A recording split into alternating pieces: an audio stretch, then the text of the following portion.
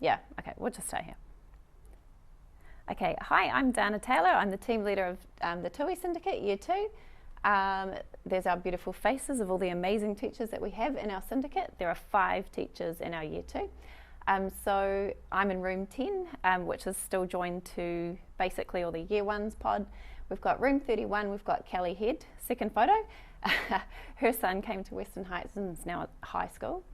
We've got in room 32, Vicky Nabidi. She's got 3 lovely boys as well at various different schools, I think primary, intermediate, high school. We've got Helen Rollo in room 33.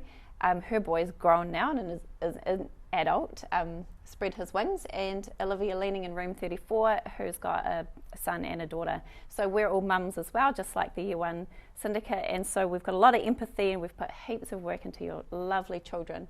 It's a blessing to have them. So I'm just going to run over, just adding on to what Annette was saying in the first section. We've been doing a lot of work lately and having a lot of PD and taking in a lot of information about what's happening with literacy across New Zealand and the new directions that the research is showing us. And we've had some PD with Clarity Education who come and help with foundation skills, all the things Annette was talking about and the play-based learning.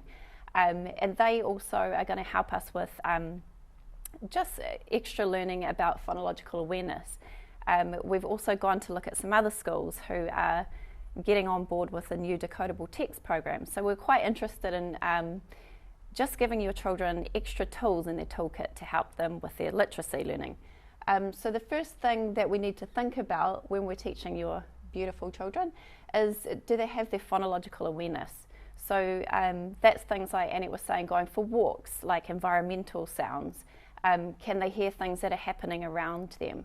Will they be able to hear the sounds, basically phonemes are sounds? Will they be able to hear environmental sounds so that they can pick up the 44 sounds that there are in the English language? Can they manipulate sounds? Can they change things at the beginning of words and the end of words?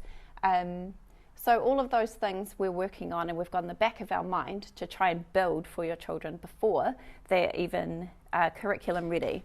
But also what we're thinking is that we're going to run things in tandem as well. So can they hear syllables in words like rabbit, say rabbit? Do they know how to rhyme? What we've been doing is posting to Seesaw a weekly poem so that becomes part of your reading that you can do at home with them. Lots of nursery rhymes have been proven that children gather their literacy skills and their ability to hear rhyme by just repeating and doing and reading nursery rhymes and poems. So if you could support us at home by reading with your children, that would be fantastic. All of these things we're working on with your children, and these things build into their phonics awareness of the initial sound in a word, the medial sound, the ending sounds in a word, that words are made up of all these different phonemes, and that phonemes are represented by graphemes. Say the letter T is the T sound. What Annette and I have been trialling is the phonemic awareness from Hegarty, which is an American company. And each day we run through with our classrooms lots of rhyming words. We get the kids to repeat rhyming words with us. We get them to segment words. Can they say a word and then say the initial sound, the end sound? Can they blend words together, compound words and things like that? And they seem to be really enjoying it, so that's something that both of our syndicates are looking to implement as well for your children. We've also been looking at taking on a decodable text program. There are a lot of different ones around, but we have gone to various schools and observed Liz Kane's decodable text program, whereby we teach your literacy in sequential learning. So we'll start with initial sounds, s, f, etc. And once they get those initial sounds sorted and they can form the letters correctly, then we move them on to a text, a decodable text. I've just got a few examples of what our teacher aide in Year 2 has been running through with some of the children. Not all of the children in Year 2 are doing this program. It's mainly the year 1 children. This works in with their play-based learning really well. They're doing it in their classroom, and we will build upon that when they come into year 2 next year. But also this year in year 2, we've got teacher aid support and teacher support inside the classroom for kids that just need a bit of extra support to make sure that they've got those key foundation phonemes and print concepts. So once they get through the initial 7 sounds, they will hit a text. Let's see. Yeah, so I've got beginning examples of Liz Kane's decodable texts, and basically what happens with those is that your children will be able to read these texts once they've got those initial 7 sounds. So inside the book, for instance, it might have Tim. So they've learnt the t, and they should be able to slide those sounds together and be able to read them. And so that's giving them a sense of achievement and success, rather than before potentially they might have been only relying on a picture to guess the right word or what might make sense in the story. What we're doing with this program is we're integrating what we normally do, and also a lot of the research is telling us that children need a really sound phonemic awareness, because if they're just learning by memory, they will plateau, and it will become much harder for them as the texts get harder. So they won't be able to rely on that visual memory of words. So after they've gone through these stages, Sam, and slid across, sat, they'll still be learning their print concepts, capital letters, full stops. They'll still be doing their comprehension, and then they'll move into the next phase of sounds, spelling, and then into the next stages of books. So in year 1, your children won't be taking home a guided reading text as they might have in the past, because we are pouring our energy into making sure that they've got these initial sounds sorted. They're doing these with their teachers in classroom.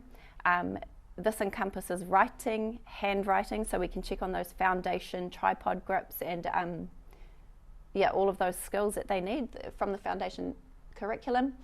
And when they're ready, we'll move them along. And the texts get harder and harder. So these ones are basically stage 6 and 7, and the texts get more complex. Okay, so this leads on, these kind of texts lead on to what Annette was saying before with computational thinking and positional language. For instance, a man has his pet dog on the bus. She is in her box. So all of these texts and everything that we're doing is really integrating all of the learning that we feel is the most important for your children. So we've been looking at foundation curriculum skills. We assess your kids and make sure that they can, cut, they can glue, they can paste, but also have they got that body awareness as well. Just a thing to note as well, that you might when you're visiting school, you'll come and look at their writing books and might not see that much writing in here. However, this encompasses our writing program as well. So once the children become very strong with their sounds, their phonemes that they need, and then they've moved into their texts, we're not only just checking their handwriting formation at that time and their tripod grip, we're also checking that they can record the sounds in a sequence. So that becomes their writing program as well.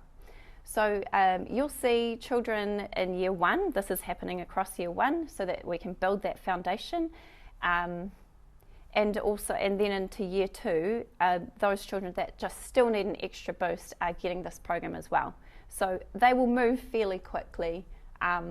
What you can do at home, I know that lots of the teachers have sent home a newsletter in their book bags, just letting you know the ways that they can be helped at home.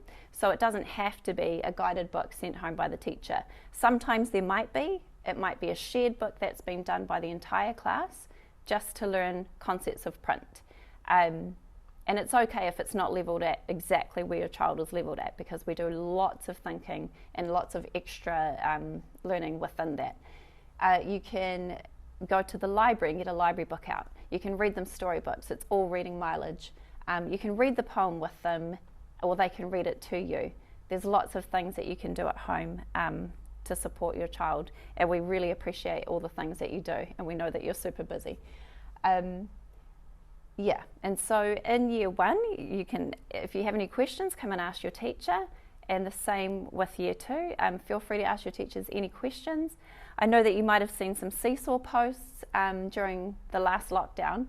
If your child's doing this program, you would have seen some posts with these book examples and a few activities that they could do just to get that phonemic awareness going.